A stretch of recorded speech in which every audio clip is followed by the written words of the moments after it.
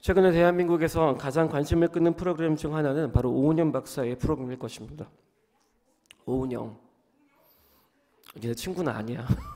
대단한 분이에요. 그러면 문제가 있는 아이들이 상담을 받습니다. 받는데 처음에는 보면은 자녀들이 다 심각해 보입니다. 어떻게 저런 자녀들이 있을 수 있을까? 근데 점점 상담을 하면 할수록 거의 대부분 누구의 잘못이냐면 부모의 양육 방식으로 자녀들이 영향을 받아서 삐뚤어진 것이 드러나게 됩니다. 부모의 상처가 자녀에게 대물림되고 부모의 아픔이 자녀에게 대물림되는 것을 보게 됩니다. 정말 인정하기 싫은 말 중에 하나입니다. 많은 사람들은 오은영 박사의 프로그램을 보고 말합니다. 부모가 자녀를 잘 가르쳐야지. 부모가 잘못하면 아이들의 신앙이 삐뚤어진다고 이렇게 얘기를 하는 것이죠. 교회도 마찬가지인 것 같습니다. 저는 이 얘기를 많이 했지만 다시 말씀드립니다. 많은 사람들이 다음 세대가 위기라고 합니다. 그래서 여러 가지 대안책이 나오면서 사람들은 자연스럽게 그 말 안에 책임을 묻습니다. 누구 때문에 자녀 세대가 이렇게 되었는가? 교회가 교육을 잘못 가르치고 있는 것이다. 그러니까 교육을 바꿔야 한다. 공과를 바꿔야 한다라는 얘기죠. 시스템을 바꿔야 한다. 아니다. 교회가 기도하지 않아서이다. 기도해야 한다는 뜻이죠. 교회가 세상의 트렌드를 쫓아가지 못했다. 그러니 열심히 교회가 세상의 문화를 연구해야 한다라고 가르치죠. 여러분 또 이런 생각도 있습니다. 부모 세대가 신앙을 자녀에게 제대로 잘못 가르쳤기 때문에 이것은 부모의 잘못이다라고 얘기하는 거죠.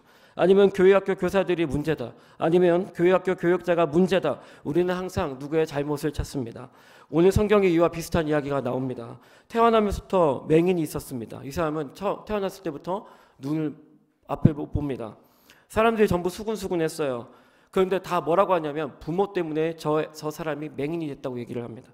부모가 믿음이 없고 부모가 양육을 잘못했고 부모가 하나님께 죄를 지었기 때문에 저 사람은 태어날 때부터 맹인이라고 얘기를 하죠. 여러분 그때나 지금이나 사람들은 책임자를 찾습니다. 다음 세대가 이렇게 된 것에 대해서 누구 잘못인지를 다 찾아 나서죠. 여러분 말씀을 봅시다. 요한복음 9장 2절입니다. 함께 읽겠습니다. 제자들이 물어 이르되 라비어 이 사람이 맹인으로 난 것이 누구의 죄로 인함이니까 자기입니까 그의 부모입니까? 제자들이 묻습니다. 예수님 누구 때문에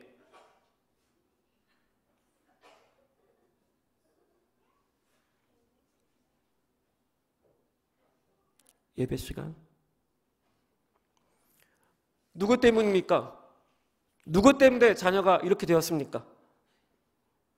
물어봐요. 여러분 저는 예전에 한 권사님의 그 집 안에서 눈물로 기도한 적이 있습니다. 한 권사님의 자녀가 청년이 됐는데 공부도 잘하고 청소년부 때 회장도 했던 애인데 청년이 돼서 세상에서 방황하는 친구였습니다. 권사님이 날마다 새벽마다 와서 아들을 위해서 눈물로 기도했습니다. 기도하는데 애가 안 돌아옵니다. 어느 날 권사님과 저와 마주보고 기도하는데 둘이 펑펑 울었습니다. 근데 권사님이 너무 우는데 그 기도가 마치 저에게 이렇게 들리는 것 같았습니다. 하나님, 제 자녀가 하나님을 떠난 것이 제 잘못이죠. 저 때문에 아들이 하나님을 떠난 거죠.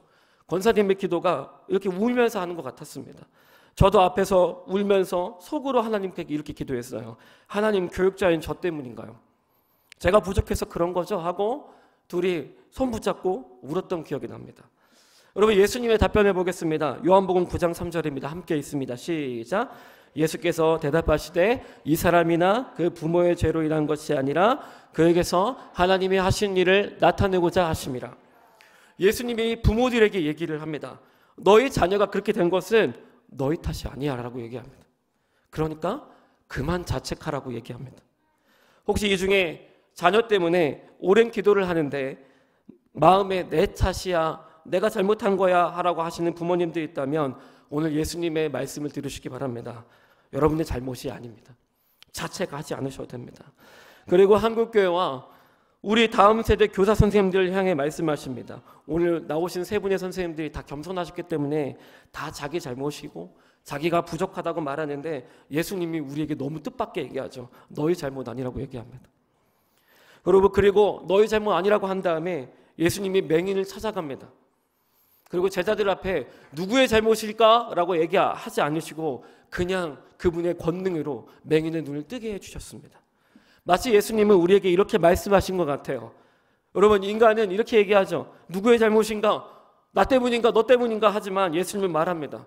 부모의 잘못이라고? 교사의 잘못이라고? 그래, 그게 무슨 상관이야? 너의 자녀사내가 죽었다고? 그게 무슨 상관이냐? 나는 불가능이 없다. 내가 명령하면 죽은 자가 살아난다. 나는 전능한 하나님이다. 내가 명령하면 맹인이 눈을 뜨게 될 것이고, 내가 명령하면 너희의 자녀가 살아날 것이다. 내가 명령하면 너희의 다음 세대가 살아날 것이다. 그러니 책임 탓하지 말고 나를 믿어라. 나는 능력의 왕이다. 나를 믿으라고 예수님이 오늘 본문을 통해서 우리에게 도전하십니다. 여러분, 우리가 잘못할 수 있습니다. 우리가 잘못 가르칠 수도 있습니다. 혹은 우리의 인격이 부족해서 우리의 자녀 세대와 다음 세대들이 하나님을 떠날 수도 있습니다. 그런데 예수님은 말씀하십니다. 그게 무슨 상관이에요? 나는 불가능이 없어. 나는 죽은 자도 살리는 하나님이야. 나를 믿어라. 나는 전지전능하다라고 말씀하십니다. 여러분, 믿으십니까? 예수님은 우리의 실수와 죄를 뛰어넘는 능력의 왕이십니다. 그분이 명령하면 죽은 자도 살아날 줄 믿습니다. 코로나로 인해서 아까 나오신 세 분이 다 코로나 기간을 돌아봤다고 하는데 저도 마찬가지였어요. 3년이었죠. 코로나로 인해서 긴 터널을 통과하는 그때 사역이 너무 잘 풀리지가 않았습니다.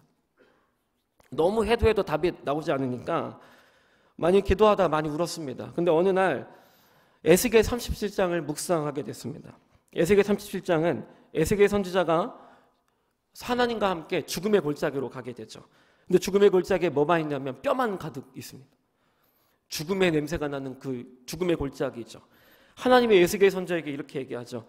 에스겔아, 너는 이 뼈들이 살아날 것이라고 믿느냐? 완전히 죽어버린 시체고 뼈만 남아 있습니다. 여러분, 하나님이 이렇게 하셨나요? 에스겔아, 이 사람들이 죽었는지 누구 잘못입니까? 누구 탓 때문에 이 사람들이 죽어서 뼈가 됐을까? 누구 잘못 같으냐라고 하나님이 하셨을까요? 아닙니다. 에스겔에게 하나님이 도전했어요. 에스겔아, 내가 능력의 하나님인 걸 믿느냐? 내가 죽은 자도 살리는 하나님인 줄 네가 믿느냐? 에스겔이 한마디 합니다. 네, 주님 믿습니다. 그 한마디에 하나님의 성령의 새바람이 불어옵니다. 그리고 어떻게 됐습니까? 뼈들이 살아나기 시작하죠. 그리고 뼈들이 막 붙어가면서 하나님의 강력한 군대가 됩니다. 여러분, 이 뼈들이 과거에 어떤 죄를 지었든지, 부모의 속을 얼마나 썩였던지, 혹은 부모가 잘못했던지, 혹은 교회에서 상처를 입고 떠났던지 아무 상관이 없어요. 하나님이 말씀하시면 살아나는 것입니다. 에스겔 눈앞에서 하나님의 성령의 새바람이 부니까 뼈들이 인간이 되고 그 인간들이 하나님의 군대로 변화하게 됩니다. 에스겔 37장을 읽다가 이 말씀이 살아서 제 심령을 치는 것 같았어요. 하나님이 마치 저에게 이렇게 말씀하시는 것 같았습니다. 너는 약할지라도 나는 강하다. 나는 불가능이 없어. 나는 전능이 하나님이다. 나는 다음 세대를 능히 살릴 만한 능력이 하나님이야. 그러니 차라리 나를 믿어라. 나를 믿어라. 너는 나를 안 믿네? 이렇게 하셔서 여러분 성경책 피고 펑펑 울었던 기억이 납니다. 하나님, 저는 믿음이 없습니다. 어떤 믿음? 당신이 능력의 왕이라는 그런 믿음이 없었습니다. 하나님 믿습니다. 당신은 능력의 하나님이시고 강한 존재이며 전지전능한 분이라는 걸 믿습니다라고 저는 고백했습니다. 여러분, 저는 어제 성탄 전야제를 하면서 매우 가슴 벅차 올랐습니다. 3년의 코로나를 뚫고 하는 첫 번째 전야제였습니다. 무엇보다 다음 세대가 너무 많이 나와서 함께 축제를 하는 모습이 보는 것만 해도 눈물이 났습니다. 여러분 잘 모르시겠지만 점점 여수 지역에 다음 세대가 없는 교회가 많습니다. 노예 대회하는 거 보시면 알겠지만 점점 해를 갈수록 다음 세대 부서가 없어지고 있어요. 이제 어린이가 사라지고 있는 추세입니다. 많은 교회 안에서 어린이들의 소리가 많이 끊어지고 있습니다. 청소년들도 더 없어지고 청년들도 더 없어지는 추세입니다. 근데 어제 유초등 학생들과 유치학생들이 너무 많이 온 겁니다. 제가 설교를 하고 성경 봉독을 하는데 애들이 얼마나 소리를 질러대는지 기분이 좋았습니다. 정말 좋았습니다. 정말 눈물 났습니다. 와, 유치부 애들 나와서 율동하는데 율동을 하는데 뭘 하는지 모르겠지만 그냥 앞에 서 있는 것 자체만 해도 하나님이 우리에게 주는 천사들이라 생각 들었습니다. 사랑하는 청소년분 3년 만에 자체적으로 행사를 했는데 저는 하나도 방해하지 않았어요. 자기들끼리 낑낑대면서 연극을 하는데 그냥 잘하든 못하든 저는 그냥 감사했습니다. 연습하는 거 보고 눈물 났습니다. 또한 우리 청년들을 보면서 얼마나 하나 돼서 끈끈하게 모여서 함께 율동을 하는지 얼마나 듬직했는지 모릅니다. 여러분 코로나 3년을 통과했는데 하나님이 다 우리를 지켜주셨습니다. 하나님의 다음 세대를 지키시고 보호하시고 먹이고 계십니다.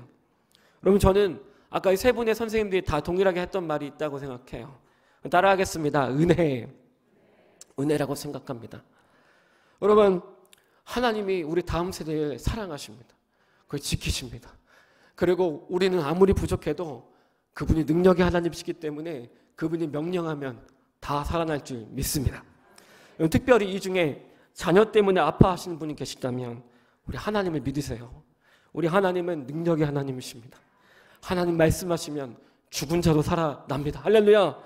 여러분 그 하나님께서 우리 다음 세대들을 다 살려주시고 하나님의 군대로 바꾸실 줄 믿습니다.